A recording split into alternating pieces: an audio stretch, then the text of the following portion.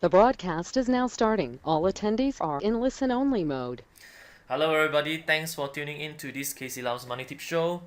My name is KC Lau from kclau.com. If this is the first time you're attending this webinar, I do it quite regularly. Every week I'll have one, or sometimes I do pre-recorded video as well, just to make things convenience for you to learn about financial stuff and to help you make more money, save more money, and retire earlier than your peers if you are doing all these things right.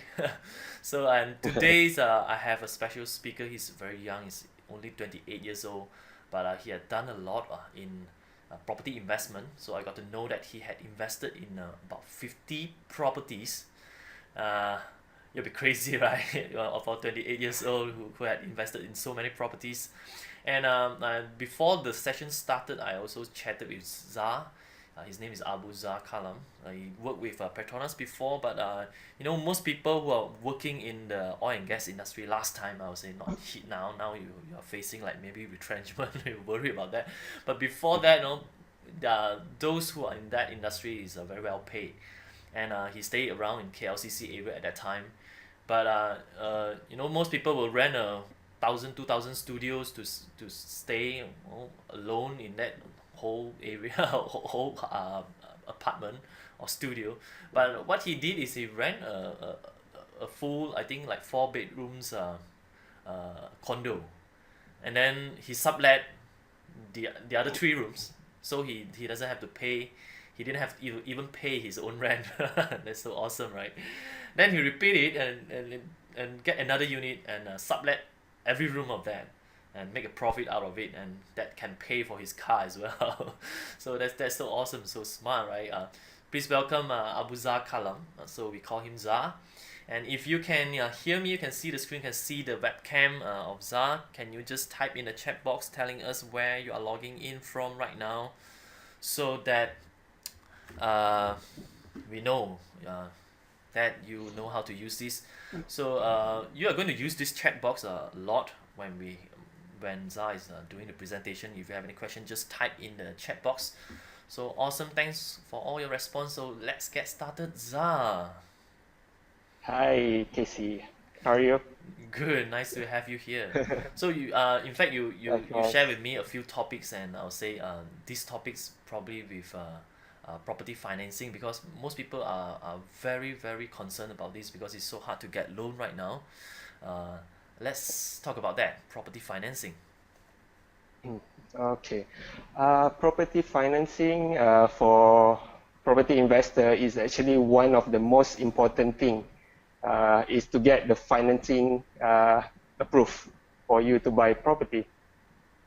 And as you know, now banks they're getting stricter in their lending rules, so it's getting harder and harder to get your mortgage approved. So what I'm gonna share here is how the banks are evaluating you to give approve your loans, and also teaching you to know what is the limit for you to buy. So once you know what is your limit, you will focus on investment that you can afford to invest in, and then get the financing done, approved by the bank. Firstly, before we go even to the financing, we need to remember this is property investment. So the property that you buy is the more important than the financing. So just only buy investment grade property. What I did is I keep everything simple. Like you must have heard this term before. Keep it simple, stupid. Mm-hmm. KISS. So for beginner property investor, it's better for you if you don't really have big holding power. It's better for you to invest in only undervalued property. Undervalued, say if other people are buying for 500,000 for one property, but you can get it for 400,000. That is undervalued. So when you buy, you already make 100,000 property, because actually you make money when you buy, not when you sell. And the second one, for the beginner, must make sure that the rental is higher than your monthly installment. So if you can make sure these two things, by all means, you can buy that property if you can afford it. And then for property financing, what I'm going to share here is about what are bank approval criteria. What are the banks looking when they are processing your loan? And then the second one is about the debt service ratio, your DSR. How is it calculated? You need to know this so you can know actually how much is the value of property that you can buy. And then ways for you to improve your DSR. And also for those who bought already 2 properties, which you can get 90% loan margin. For the third property onwards, you only have 70% loan margin. So how to overcome that? Now we go to the approval criteria for the banks. First is what they look into is CRIS. This is their primary reference. Second is CTOS and DCheck. And also after that is depending on your personal DSR. What is your DSR level? And also what they're looking into is what is your profession. Actually banks, they really like salaried people. Really well-paid salaried people. So they wanted to know if you're a professional, your employer is a multinational company, and what type of the property are you buying? Is it high-rise? Is it landed?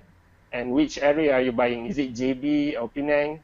And they can actually tell whether you buy for your own use, for investment, or for speculative activity.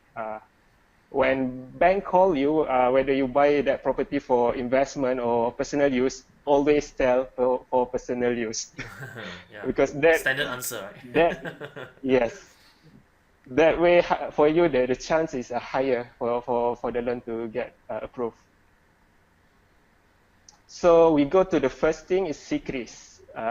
Stand for Central Credit Reference Information System. This system. This is actually governed by the Bank Negara. So all the financial institutions are giving all the info to the Bank Negara. It's actually your report card. So you must keep your scores good. Like if you're still in a university, your CGPA is like, oh, this is your report card. You're a very good student. Yeah. But in real life, this is your report card, your credit record. And in CCRIS, it says about your credit history. So from here, the bank will profile the risk of giving you loan, whether it's high risk, low risk, and how much they can lend to you. And another thing is, this is quite rare nowadays, but there's a lot of cases. Some people are invisible. When I mean invisible is because they don't have any credit history, they don't have any loans, any credit card, they pay everything in cash. They don't really believe in credit. So when you want to buy house, because of you don't have CCRIS report. So even if you earn 20,000, bank would not give you loan, or they're going to give you 60% or 70% instead of 90%. Because for them, you are higher risk because they cannot assess your behavior in paying your credit. In CCRIS, we have like 3 parts. The first part is your outstanding loans. Here, all of your credit facility, your housing loan, your car loan, your credit cards, personal loan, overdraft, all are in this section. It says about what is the limit of your loan, how much you take the loan, how much is the balance now, the outstanding amount, and what is your payment behavior, what was the pattern, whether you always pay on time, like late 1 month or 2 months. And the second part is special attention accounts. Even though the name is special, you don't really want to be in this segment because you don't really want to be special. You want to be like regular.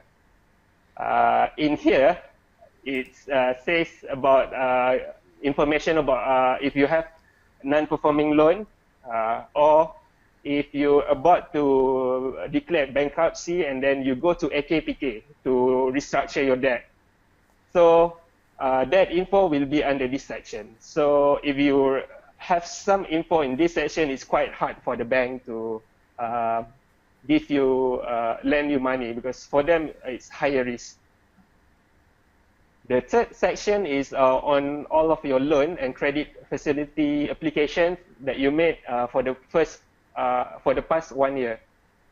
And what it shows there is how many credit facilities was applied, approved, or rejected. So this is a sample of your secrets. Some people they know their secrets, but most people they don't know how it looks like, what is it about. So what you can do is you must know what is your credit report. What you can do, you just need to bring your IC, go to the nearest Bank Negara office, and you can print this. From there, you can see whether your credit report is good or not. So now we go to the first section, your outstanding credit. Here it says what facility you using it for. It's like credit card, housing loan, and passenger car for this guy, this person. So it also says from which bank. But actually, for the bank, when they pull out your secrets, it's not the same as what you see here because some of the info is not available to the bank, especially on the lender part. Because they cannot know it's coming from which bank. Okay. That is for your interest.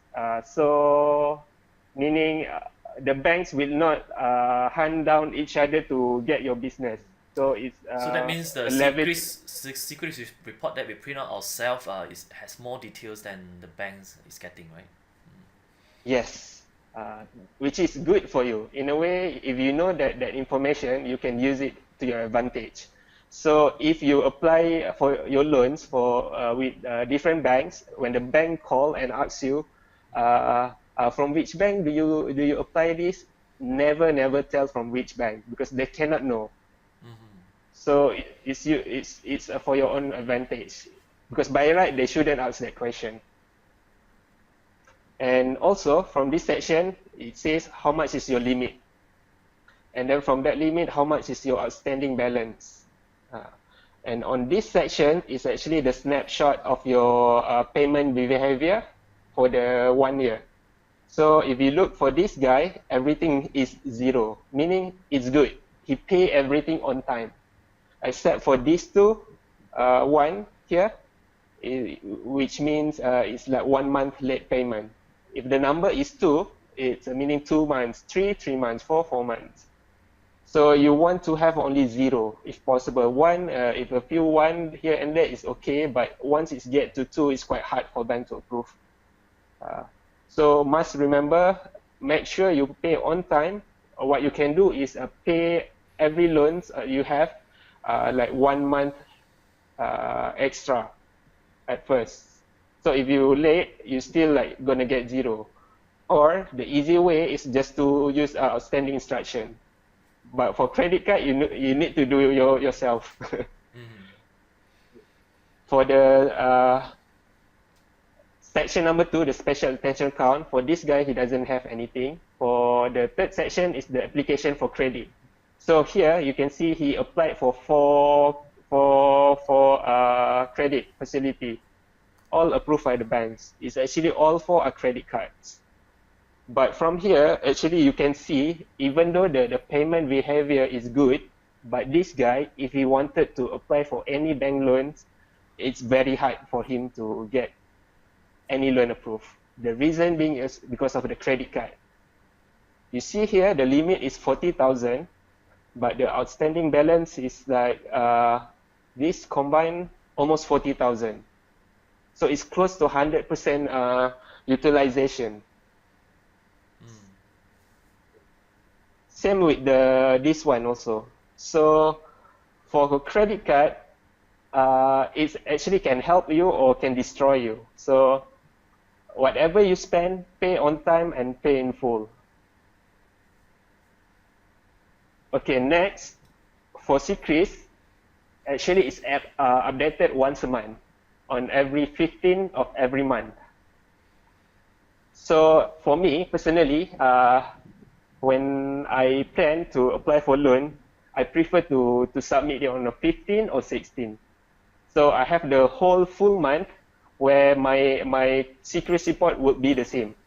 So it's for your benefit. So you have one month time frame for you to get your loan approved without the bank pulling your new Secris report.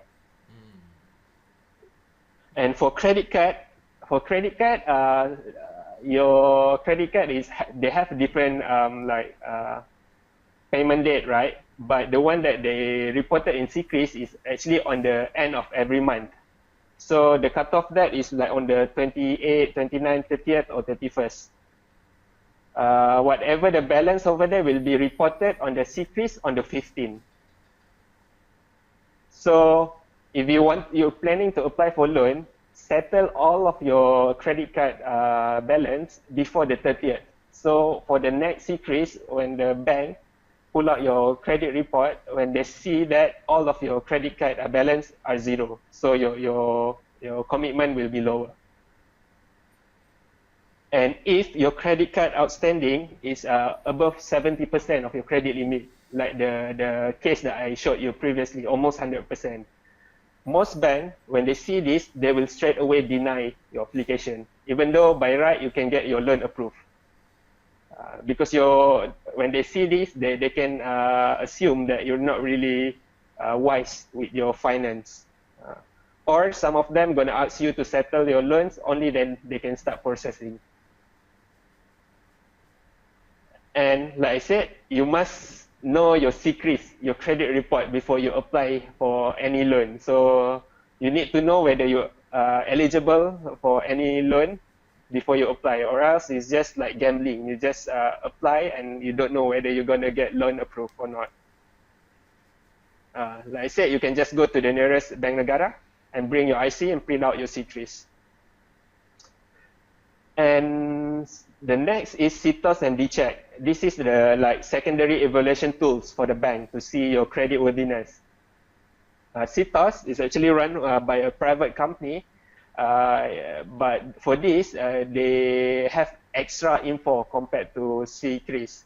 They have any litigations against you if you have any bankruptcy charge, if you have any directorship in company, because you already get the report from Suruhanjaya Syarikat Malaysia, and also ROS, and also trade referees. Trade referees is say if you have a telco, you use Maxis previously, but they overcharge you, then you change to a new telco, Celcom, but you didn't pay for the previous bill for you with Maxis. So month after month, Maxis, if they wanted to get money from you, they will use this service. They will put your data to CITOS, and then in a way you are blacklisted. You're not aware about that, but when you apply to the bank, and then the bank said, "Oh no, you cannot get loan because you have this case with CITOS. You need to settle that." So my advice is, if you have any dispute with any of your telco or your utilities bill, always settle it, because you don't want to have any problem in the future, especially from the trade referees. And then the third one is DCheck. DCheck is governed by Bank Negara. It records all of your check issuance history. So, say if you issued 2 bounce checks, your record will be in DCheck for eternity. For now, that I know it will never be erased. So it's really, yeah. So it's really bad for your record. So when you use check, please make sure that you use it responsibly. Make sure that your balance is more than what you issued. And that's the reason why some of the banks, if you're about to bounce a check, they will call you first before the cash, because this is very serious for you. So make sure you really take care of your check. So that's And a relevant question here about the credit card. So if let's say you have high credit card limit, should you yeah. reduce that limit since you don't use that much? Is it better? No, the limit is not the problem. The problem is the usage. So don't use more Say than if you 70%, then that's fine, right? Yes. And another thing is if you're planning to apply because the secret is updated on the 15th, but credit card on the 30th, end of the month, right? So if you're planning to apply on the 5th or on the 10th, you pay everything of your balance in credit card before end of the month. So by 15, when they pull out your secrets, it will be zero. Okay. Because your commitment is based on your outstanding balance, not of the limit. The limit doesn't mean anything. Okay. Good. Thanks. No worries. And the next one is a rule of thumb. For investor, you would like to make things easier for you instead of make it more complicated. So this is what we do. Say, first you need to know what is your maximum tenure. For me, if you wanted to buy property for investment, it's better for you to maximize the tenure of your loan. For your own stay, it's better for shortest possible. Sorry.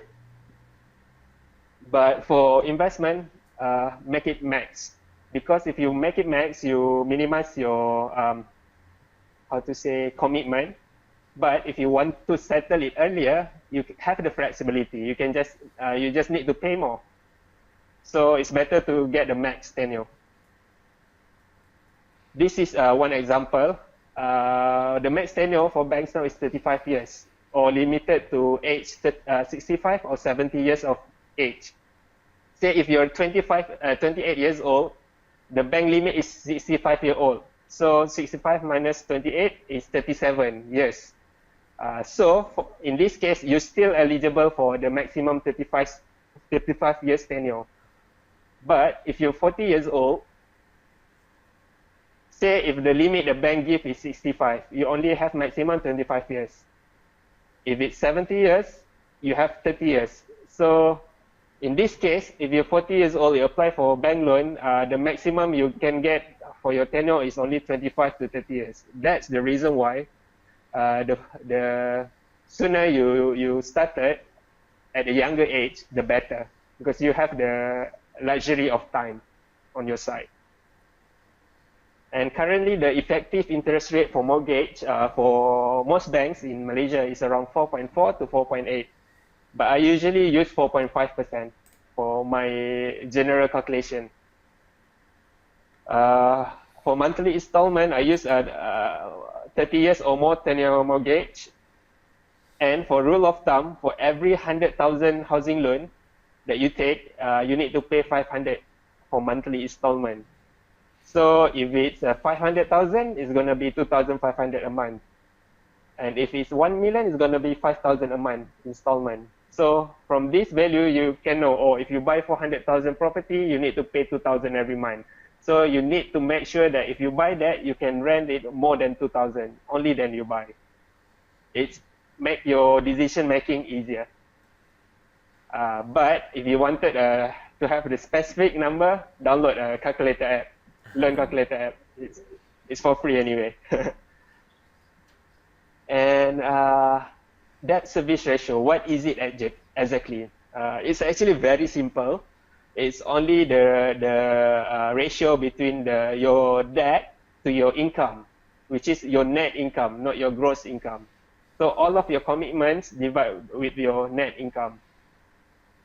So this number, the lower is better, because most banks, they keep their DSR level to 70%. So if you go beyond this, it's quite hard for you to get your loan approved. In some cases, they can go higher to like 80, 85, or even 90%. those are for the people that really have really high income. So it's okay for them. For most people, it's 70 and below. For income, it can come from many sources, but what we use only the net income from your salary. Say your salary is 5,000, but after deducting all of your deductions like EPF, tax, everything, is your net income is only 4,000. From that 4,000, bank only give like 60 to 85% for you that you can use to make loan. So say if it's 70% out of 4,000, it's gonna be 2,008. That's the limit of your monthly commitments. But also it can come from commission, from bonus, or from any other business income. Like for commission, because it's not really stable income, it's fluctuate every month. What bank take is they take the average of your commission for 6 months, and then usually they just take 50% of that as your net income. For bonus, it differs bank by bank, but what they did is they take your 2 years bonus, and then they take average of that for 1 month salary. So bonus for 2 years, they divide by 24. Then they're going to add on top of your salary. That's going to be what is your net income. And if you have a rental property, you rent out your property, the bank take 80 to 100% of your rental value.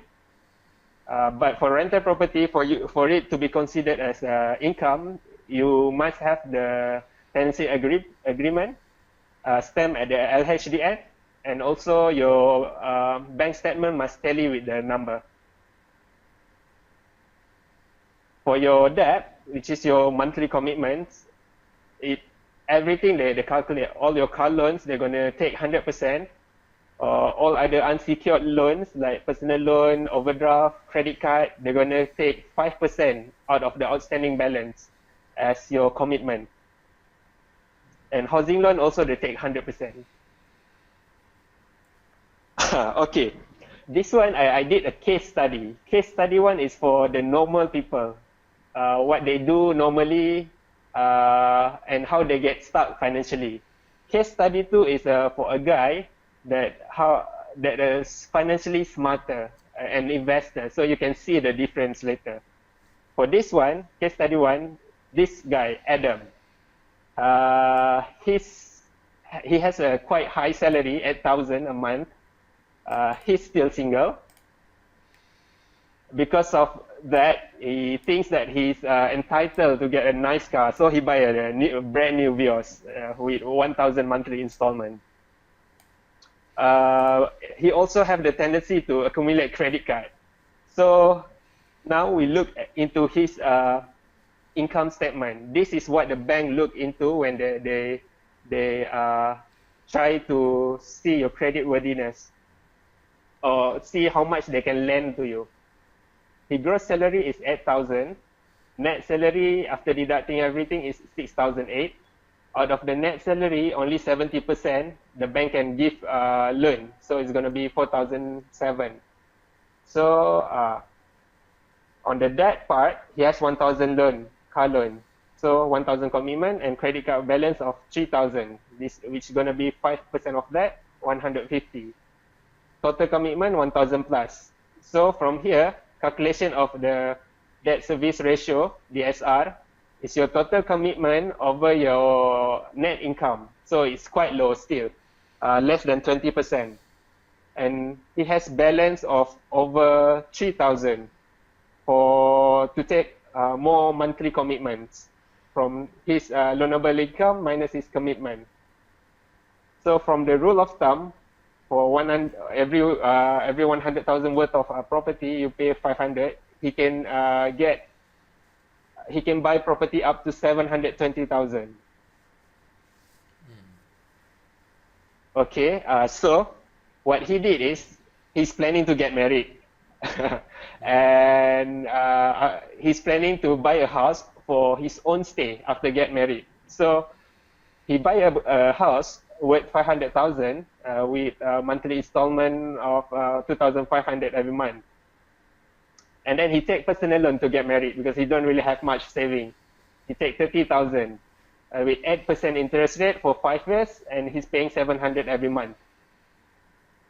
And after that, he's planning actually to buy another house for investment with rental income after he settled down and get married and move into his own his house.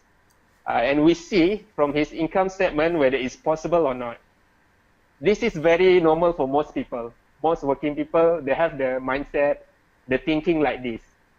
So on the income segment, it's pretty much same, still same. But here, he added another commitments, 2,500.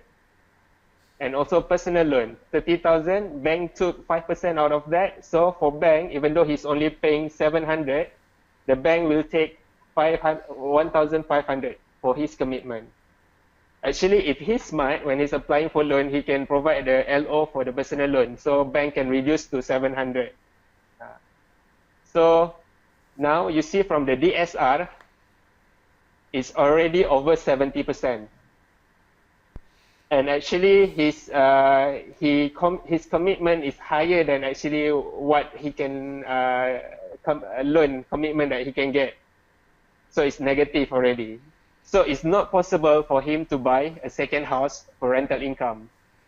So most people are like this. When the first house that they buy, they must think it's for own stay.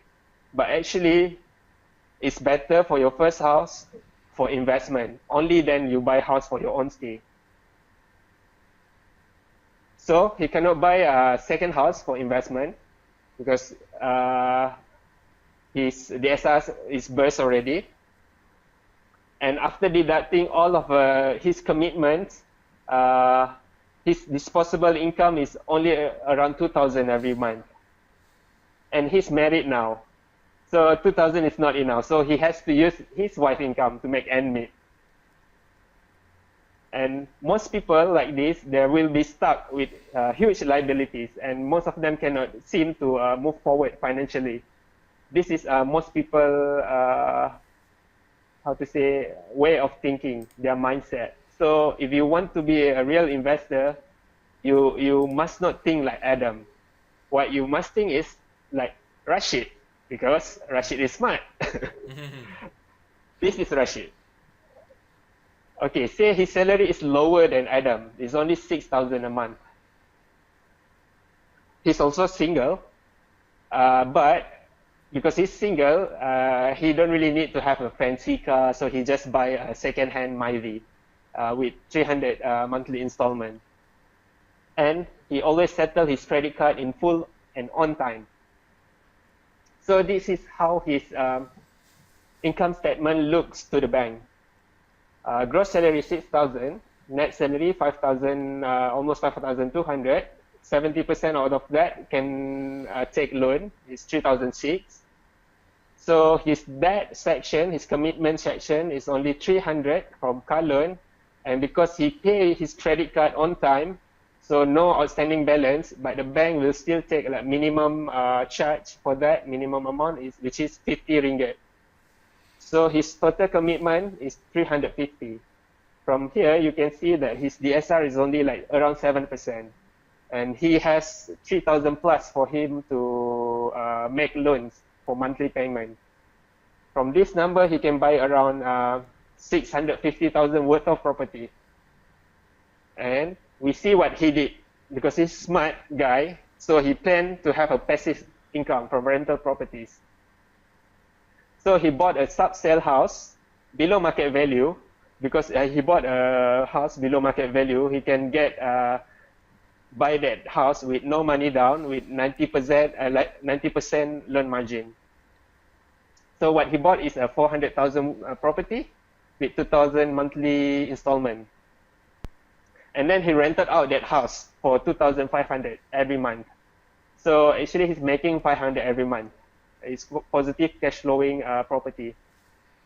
And then after this done, he's actually planning to buy a second rental property, but he doesn't know whether it's possible or not. Then we'll see whether it's possible or not. This is from previous income statement that I shared. The income section is still the same. Debt level, debt section is still the same for car loan and credit card. The difference is housing loan 400. He add additional 2,000 monthly commitment. So total commitment is 2,350. So his DSR after buying this property jumped into almost 50%. But he still have balance of around 1,200 monthly installment that he can make from loans. From that value, he can buy 160,000 worth of property. But because Rashid is smart, so he rented out the house. So he rented out for 2,500. So his net income jumped to 2,600 from 5,200 to 2,600. Bank take 80% of that income, and then that's additional 2,000 in monthly installment that he can make with the bank. So from 3,006, it jumped to 5,006. And then we see how his DSR and the balance change. You see the DSR from almost 50%, it goes down to 30%. And he has around 3,000 to play around with to make another loan for if he wanted to buy another property. So actually he can buy another 650,000 worth of property. This is actually the reason why your first property is better for investment, for rental income, instead of for your own stay. Because if you buy for your own stay, you don't really get any income. So you cannot make more loans to buy property for investment. And then from that number, actually he can buy the second rental property. And actually he did buy a second sub-sale property below market value again, no money down, because this is only the second property, 90% loan margin. He bought 500,000 worth of property, 2,500 monthly installment. And he rented out again at 2,500. For this one, it's not positive cash flow, but it's still break even every month. And then he get married without taking personal loan, meaning he just have a small recession, a small reception event, no need to have a big one. And then he's still renting a house after he got married, even though he has two houses that he rented out. The thing is, this is a smart decision. Even though he has two rented houses, but he is still renting out. Because when you're renting out, the monthly payment that you pay for your rent, it doesn't appear in your secrets. So when you wanted to buy more house, actually you can, because you're not staying in your house, because you're getting income from your house, because you rented it out. And he was thinking to buy a third property for own stay, and he wanted to know whether it's possible or not. So now, previously, all still same with the previous income statement. Income level is same, and then this also part the same. The changes also is only on the red font here. House number 2, 500,000 worth of loan, 2,500 monthly commitment additional, so it's jumped to 4,850. And after he bought the second property, his DSR jumped to 65% almost to the limit of 70%. And the balance of the loan that he can make is only 700 a month. From that number, he can only buy like 150,000 worth of property. But because again, he's a smart guy, so he rented out his second house for another 2,500. Increase his income to 10,000 now. And then his loan able income jumped into 7,000. Because of this, if you use this info to buy a third property, he reduced his DSR to 50%, and he has like 2,700 every month to work to pay around for the third property. And he can buy 500,000 worth of property for his own stay. So actually, it's possible for Rashid to buy the third property for his own stay after having two rental positive cash flow investment property. This is very nice illustration of examples. Yeah, like yeah, very good case for Rashid. I think that there are a lot of investors who did it this way and acquire a lot of properties. So one name I can think of is Faizul Rizwan. He's famous for this, right? Yes. He's still riding a Yes. motorbike when he owned like more than 20 properties or something. He's still riding a motorbike. So, Yeah. and your case is also the same, right? You even rent the full apartment, but you are actually staying in one of the room, and then you sublet the other three rooms. So this is a kind of thing you do like that also. So before we Yes. proceed, we have a lot of questions here where they really questions whether this will work, because whenever you buy a properties, there are a lot of costs involved, and there are some risks, like your property might be vacant for a while, for a few months, say, and what if you buy a property and you have to pay a lot of money for the renovation and all those, and the legal costs. Those are a lot of money involved. So some audience here, they don't believe that this can happen. So what is your opinion on that? It's what they believe. If they believe it cannot happen, then it cannot happen. If they believe it can happen, then it will happen if you find a way to make it happen. Because actually, the illustration that I give here, because of short of time, I simplify it. But actually, if it's very, how to say, it's not impossible. It's very possible for you to do things like this. Yes, it involves some of your how to say money, your own money. But if you know, because this discussion is only on the financing part, but property investment, there's a lot facet to it.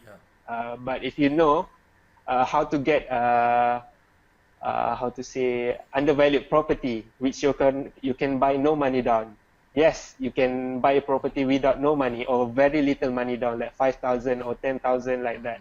Uh, Yeah, I it's like the how way you you structure it. answer. Yeah, I definitely like the way you answer it, because it's in fact in your mindset, when you believe this happened, because it had Mm-hmm. happened, definitely. Trust us, it had happened all the time. It's not like happened just once in 10 years.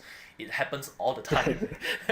And there are a lot of investors, like professional investors, they are doing this kind of thing. And if you don't believe it, you have question about that, you don't want to learn about that, then it's fine. It will be a truth for you. It will be your reality. So if you change your mindset, if you think that this can happen and you find ways to make it happen, then it become a reality for you. So yeah, I Yes. love your answer about that. So let's carry on with the next session. How to improve your DSR, right? Yeah, thank you. But actually, for those who have concern about that, actually, my suggestion is for them to invest in themselves first. Join for any seminars that can teach them on how to do that, so they can get mingle around with like-minded people, and they know they can learn from them how they did all these things. It's better for them. And also how to improve your DSR and your loan ability from the bank. First, like I shared before about secrets, about your income statement and everything, the calculation, how the banks are looking into your income from your secrets to see whether you are credit worthy to take some loan, or how much loan can you get. So you must make sure your secrets and some sense your CTOS and DCheck clean all the time. So you need to make sure this if you wanted to be an investor. And you need to build a strong cash flow. Like I presented previously, case for Adam and Rashid. For Adam, he doesn't have a cash flow from rental income, so he's stuck there. Most people are like that. So you don't really want to be like most people. So it's better for you to buy your first property for investment, for rental income. So you have a cash flow, you can buy more property. So the more rental property you have, the more properties that you can buy actually. And because when you're dealing with banks, they're all about the how to say the legalities, the black and white, this and that. Oh, can you prove this? Can you prove that? So you need to keep all of your records of income good. So everything that you have, your payment, your salary slip, your EPF, or your other incomes, you turn it into soft copy and just save it somewhere that when you need to apply for loans, you already have all the copies and you can give to the bankers anytime. And my suggestion, if you wanted to start investing, for those who is just planning to get into property investment, I advise them to buy a completed property, like from subsale, or property that near completion, which you need only to wait less than 1 year, because this way you can get the rental income right away, because the property is already completed. So it's less burden on your how to say progressive interest. And also, if you wanted to take other loans while still paying this one, the rental income hasn't because the rental income has come in, you can get right away. You're not stuck for 2 years if you buy from developers, and if the loan that you're taking is very big. So if you buy that way, you're going to start for that property for 2-3 years, and reduce your short term and unsecured borrowing from credit card, from personal loan. Make sure, because this thing, like I shared, the bank take 5% from the outstanding balance that you have. It's huge. So if you don't have any use for this, don't take personal loan, or always pay your credit card on time. And another thing, that's the easiest way, is to earn more. So when you earn more, your net income will go higher. Now it's easier actually for you to earn more with the like you can be like part-time Uber driver. If even you do part-time, you can earn like 4,000 a month. That income, say you wanted to buy a property, but your income is not enough, but you have a car, so just use your car, go for Uber, become an Uber driver, then use that income. Say you drive for 3 to 6 months and use that income as a supporting document to increase your income, so you can get higher loan amount. There's always a way for you to find ways to get your loan approved. And also, how to improve the chances of you to get your loan approved. First, because you must vet your bankers if you do it personally. If you don't go through like mortgage banker, if you go for different bankers with different banks. So you need to vet your bankers. Make sure that your bankers is someone that has experience, that's quite the specialist. Please avoid the new officer because some of them they're still learning. They don't really know how the things work. So if they're specialists, they have experience, they know how to tweak your how to say application to make it look good. So when they submit for approval, the approval officer can approve for you. Yeah, that's what I said. Use experienced bankers, and preferably if the bankers are investor too, so they know how the investor people mindset. So it's you're talking the same language. It's easier for you to like use leverage on your bankers' experience to get your loan approved. And you must make your bankers' life easier because you're actually leveraging on their expertise to get your loan approved. So, if possible, provide your simplified income statement or in your email or in your hard copy for them, easier for them to check. Oh, this actually you have this kind of income. All this is your commitment. And provide a complete set of all the required documents. Don't be like some missing part here, missing part there. So it's hard for them to do it fast. And arrange your document according to importance, so they know, okay, this is the important thing, is the front one, and then at the back is a lesser, it's just supporting document. And once you submit your loan, always get your update regularly from your bankers, because some bankers, they're very proactive, without even you asking. They keep notifying what the progress of your loan.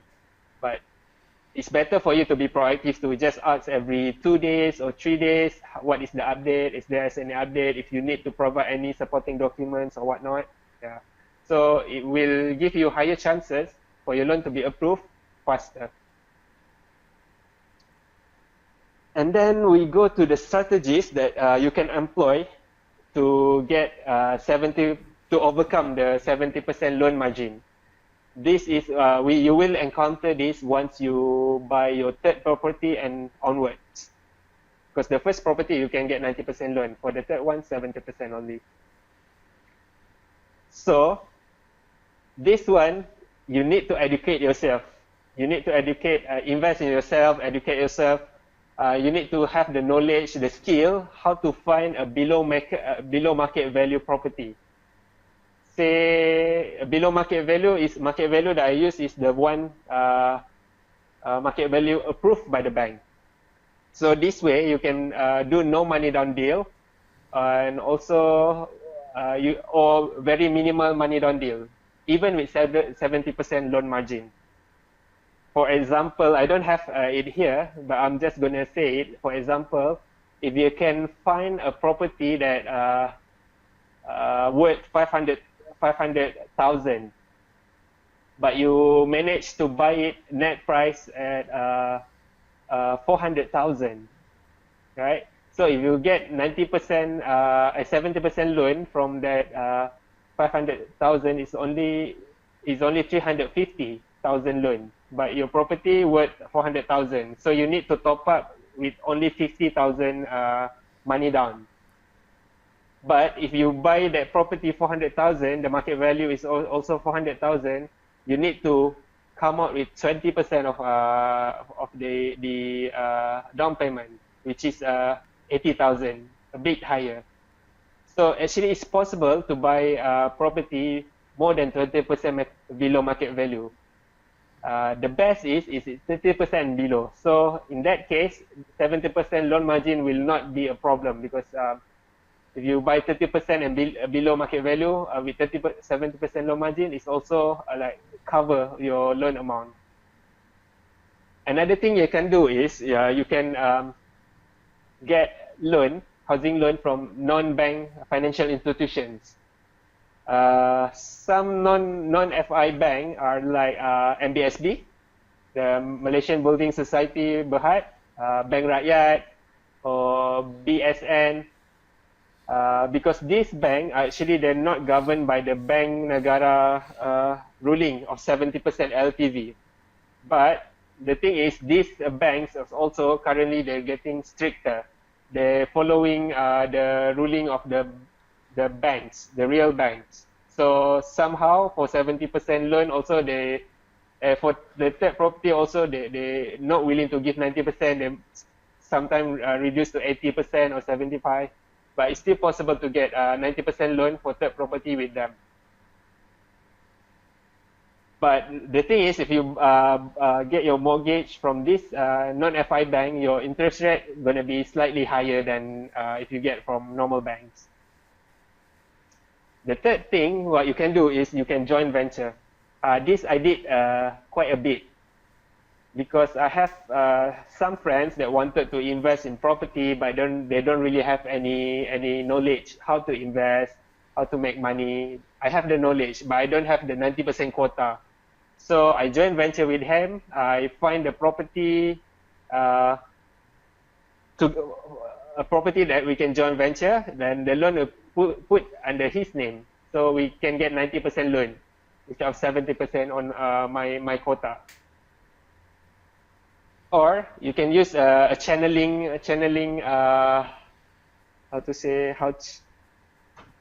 channeling technique, meaning you channel your existing property to other individual or to investment holding company. For me, I will explain on channeling a little bit more later, but for me, if you wanted to overcome the 70% LTV, try not to do joint loan, or even for 90% loan.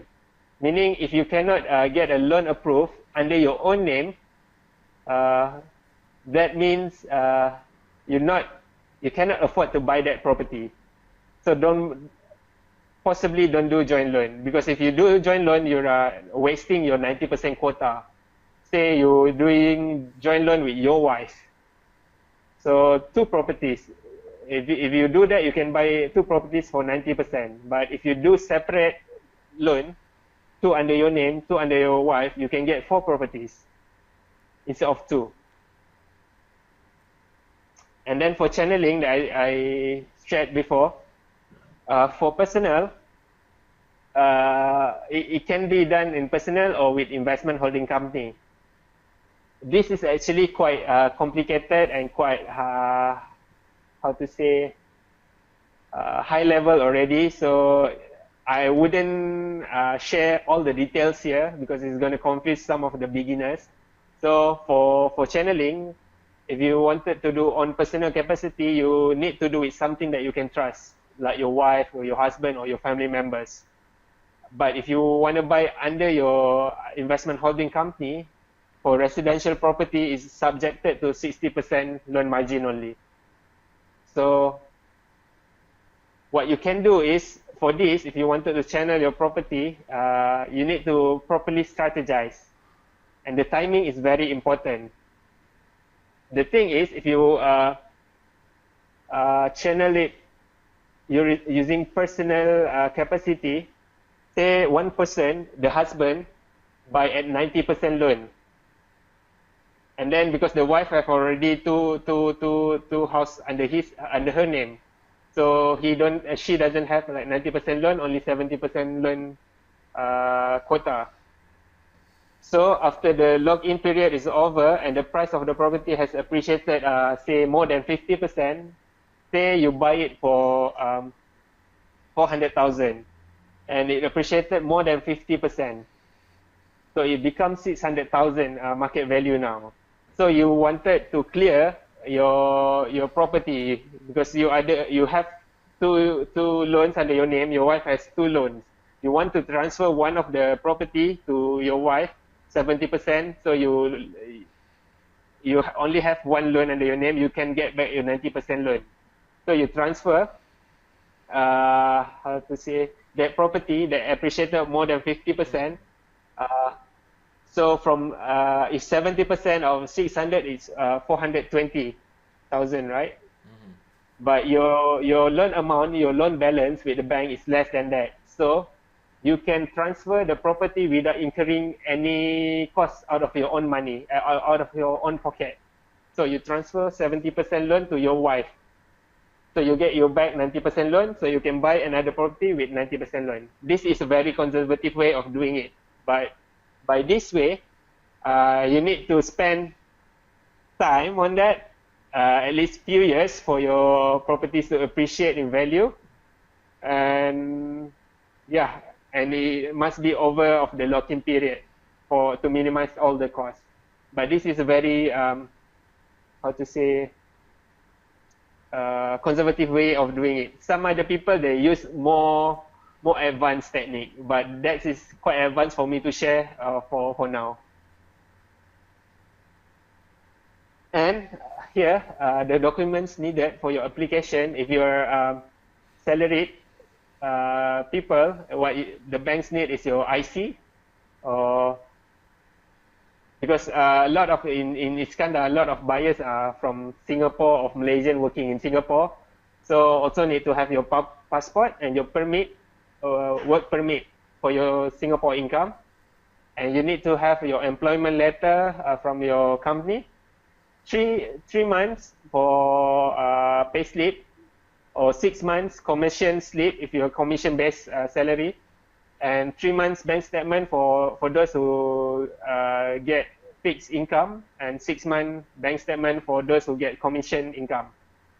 Also, you need to provide your EPF, your tax document, and additional for those who work in Singapore, although there are other info like CBS. CBS is actually like CCRIS for Singapore, in Singapore. And also you can provide your other saving documents. Like if you have FD, if you have like unit trust, if you have ASB or ASW as 2020, you can use that as a supporting document, meaning you have saved some money, you have the money to buy that property. And if you're self-employed, if you have a company, what you need to provide is your IC, your company registration form, your SSM documents, Form 24 and 49 if you're a Sambahat company, and your 6 months company current account. For if you buy under company, it must be under company current account. And if you buy using your payslip as a director, you need to provide your Borang B, family receipt, and show other of your saving income. But if you buy under your company name, you need to provide your 3 years audited account. Okay. This is currently the bank rate for mortgage. This is as good as quarter 1 2015. It's quite dated already, but it's pretty much it's ranging from 4.4 to 4.8. When choosing if the bank is not a concern to you, when choosing the best mortgage, which one to take, always take the lowest spread. Meaning if the lowest spread is this one is 0.46, take this one instead of 1.35, because this value is fixed. The base rate is fluctuating. So if the fixed number is low, it's good. But if it's high, it's not really good for you if this one is increased. That's one of the tips that I can share lah. Yeah, nice. And then, okay, I think that's it on the financing part. Okay, from good. me. We have a lot of questions here, but before we get to the Q&A, maybe you can share with us the upcoming event. Your group of investors is called Core Investors. You guys are based in JB, right? So what are the upcoming events? Maybe if people want to learn more directly from you and some of your seafood. I think Rachel is a seafood, right? Yeah. Yeah. She's kind of like my mentor. Yeah, she's Okay. my mentor. Okay, great. Let's talk about the event first. Okay, Core Investors, actually we're based in Iskandar in JB. Core Investors stand for Community of Real Estate Investors. So the founder of this group is Rachel Lim. Then the events that I'm going to share with you is going to be conducted by her. Actually, her course was the first property seminar that I attended, and it gave me quite a huge result, as you can see, because after I joined the seminar, I got kind of like inspired, kind of have some motivation, so I take more actions. So I get more result now compared to when I do it personally previously. So it's about property buy and sell preview seminar by Rachel Lim. We have 2 events. One is in JB. For those in southern region, you can come here.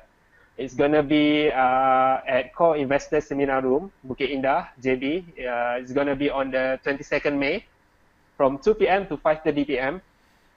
And then the second event, that's a typo. It's gonna be in Kuala Lumpur, not Johor Bahru. So it's gonna be in KL at Freeman Seminar Room at Plaza Pantai, Kuala Lumpur.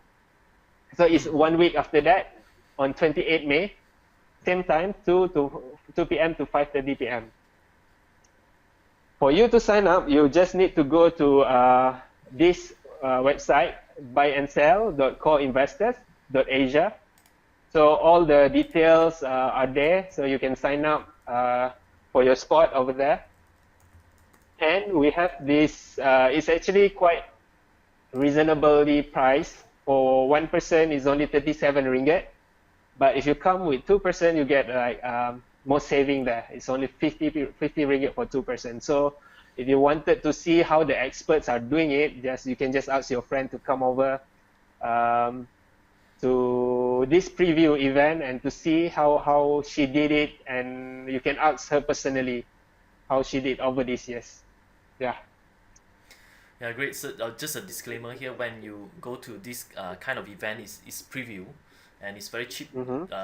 Very affordable. I was not say cheap, very affordable tickets for people Yeah. to attend. So if you attend, there will be an upsell at the end. So be prepared for that. Don't be turned off because this is how the I think the seminar or workshops kind of training business is conducted. But anyway, during these 2 to 3 hours, you are going to learn something if you don't already know that.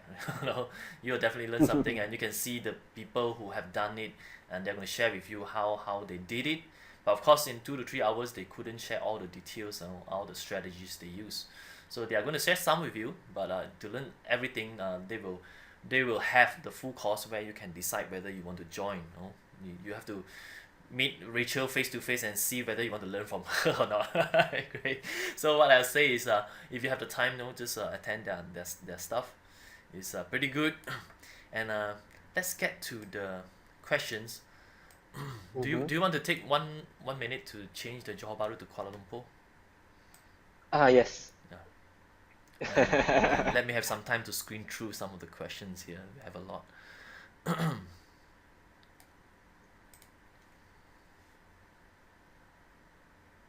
So let's just do another maybe 10 minutes of Q&A. First one we have Simon here. Simon is asking, uh, so you're talking about the person who are invisible. That means they don't have any loan, any credit cards. So is it advisable just to you apply for a credit card even though you don't use it as long as you have a credit card, right? No, you need to use it. You need to apply for credit card and use it, but just pay on time. Pay everything on time, because if you pay on time, you're just using the facility, you're not paying the interest. If you have the card but you're not using it, it's same as you don't have any record as well, because they cannot see your payment pattern. What banks wanted to see is your payment pattern. So I'm wondering, like when you use a credit card, so you pay on time, so all the payment history is going to show 000, right? Because you never late payment, so it's 000. Yes. So if you don't make payment, Actu- what do they show? They show like not available or what, dash or what? No, if you don't make payment, then it's gonna be one lah. So One. one meaning you 1 month late payment. But for credit card, actually, if you wanted to get zero, if you cannot settle the whole amount, say you have like 5,000 outstanding balance, right? So you don't have money to pay 5,000. At least pay the minimum amount. It will still show 0. So it will still show zero because you pay the minimum. That's the minimum requirement, saying, okay, actually you meet the requirement. You pay the minimum amount, so it's going to be zero even though you still have balance. Yeah. But when you apply to the bank, they can see you still have balance. When you have balance, your commitment going to be higher. That's the case of where you show the secrets report just now for the person who has quite a lot of credit card debts, like 100,000 something, but he still got Yes. a lot of zero because he always pay the minimum. So That's that's the the thing. that's the case. Okay, let's get to the next. Okay, Jasmine is having concern about when you have rental income, it affect your income tax as well. So what is your experience on this? Income tax actually for rental income. Say you have like 2,000 monthly income, right? But not those 2,000 is your how to say, because when you have rental income, when you submit for tax for tax purpose, you can deduct all of the costs. Say you're paying for Interest. the interest, for the interest, for your maintenance and everything. Probably you just declare additional 100 monthly cash flow from your property. That's the taxable part. Which is, if you add that into your declaration of tax, it's not really that high. Yeah, so in the case of Rashid, you showed just now he got 2 properties rented out, so just one of it is positive cash flow for 500. Mm-hmm. And then after deduct, maybe his net income will be maybe 7 or 800 a month, so he's just paying tax on that 7 or 800. It's not tax on the 5,000 total rental. Mm-hmm.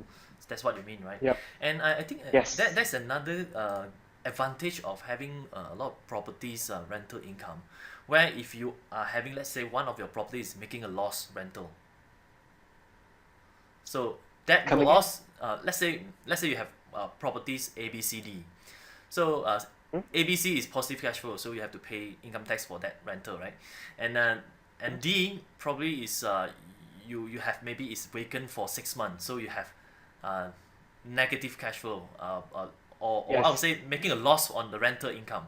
So that loss can Yes. be offset by the yield, the income you're getting. So that means it is like uh, let's say A, you are making profit 500, B, you are making 500, C, you are making 500, but D, you are making loss of 1,000, so you're actually paying for 500 of income tax only, I mean, Yeah. on the 500 only. So in the end, a lot of people in the end they don't really pay. They don't really declare additional income from rental because some of them they don't really make any money. Some of them, yeah, because of the value is too low, they just declare a small amount. As long as you declare something, it's okay.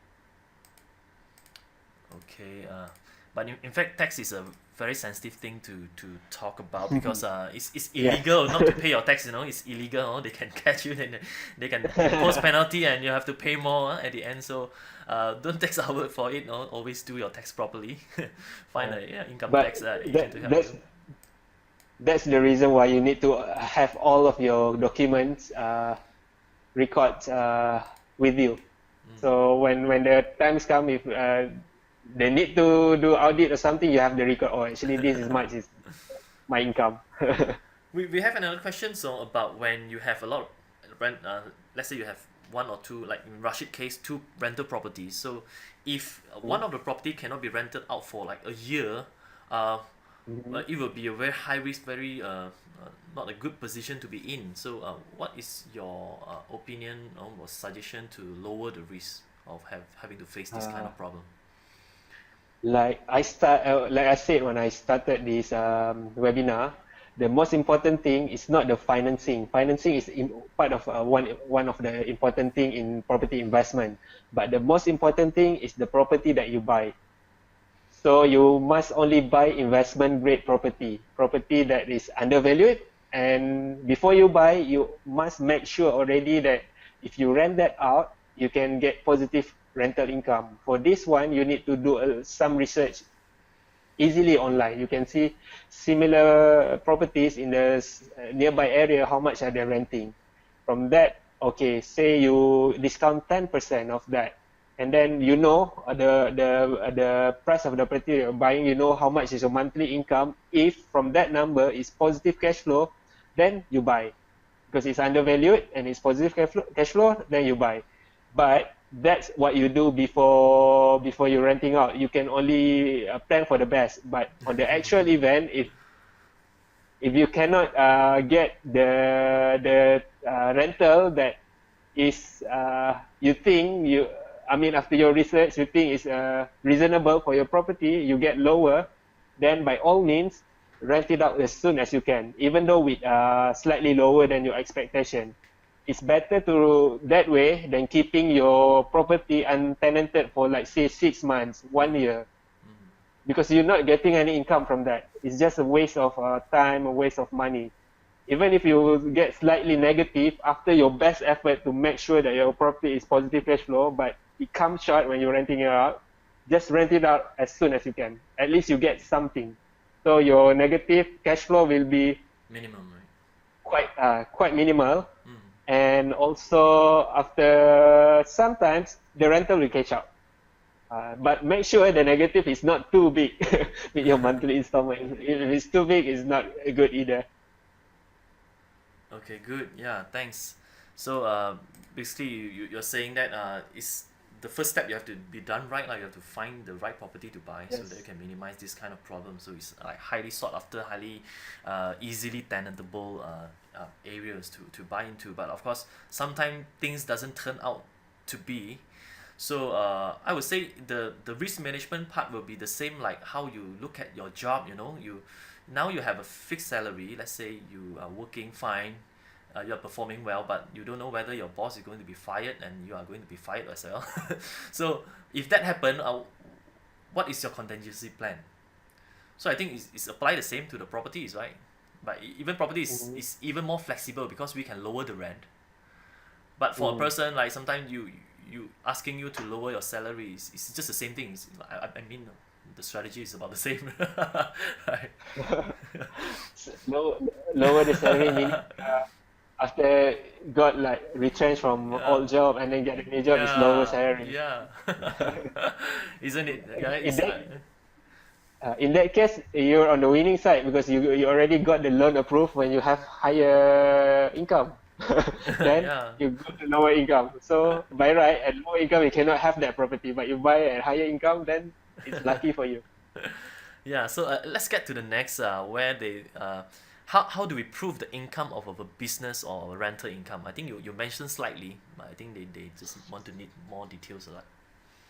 Okay, for rental income, what you need is uh, s- the most important thing is the tenancy agreement about the property that rented out. Then it must be stamped at the LHDN. Meaning when you stamp, you pay the tax. It's more legal. And then say if your monthly rental is 2,000, and then the tenant is need to pay on the every first of the month.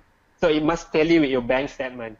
So on the first of the month, there's like 2,000 coming in from your tenant.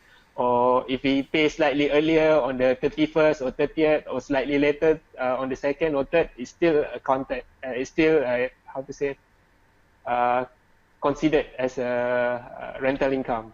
But some banks they're quite how to say fussy about that. They will ask your SPA. So just provide the copy of your SPA. From SPA, you can prove that that property belongs to you, and then you have the tenancy agreement, and also the monthly rental also corroborate with your bank statement. That's for rental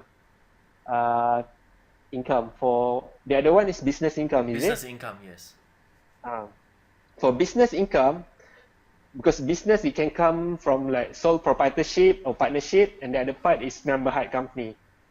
So if it's sole prop, actually it's considered as your personal income because it's not a different legal entity. It's just an extension of yourself. But for that, even for sole proprietorship, for your business income to be considered by the bank, uh, you need to register your companies, your sole prop with SSM, and then create a company account with bank, and then all of your business income must be credited inside the company account, not your personal account, because this is business income. If the business income comes into your personal account, doesn't count as a business income. So it must be inside your company income. Same goes with Senam Bahad, must be under company income.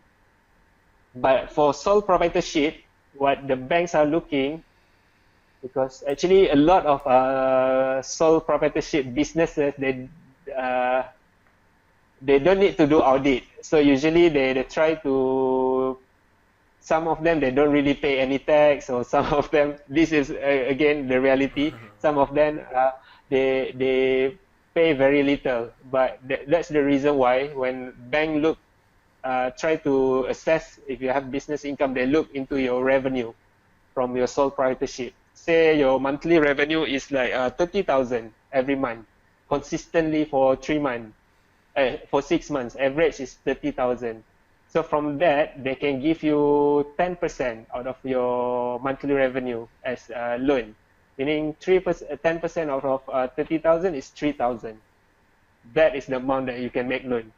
But if you provide more details, if you pay tax, actually the bank can see, oh, actually he's making this much of profit. If you provide those things, the amount can go up to 30%.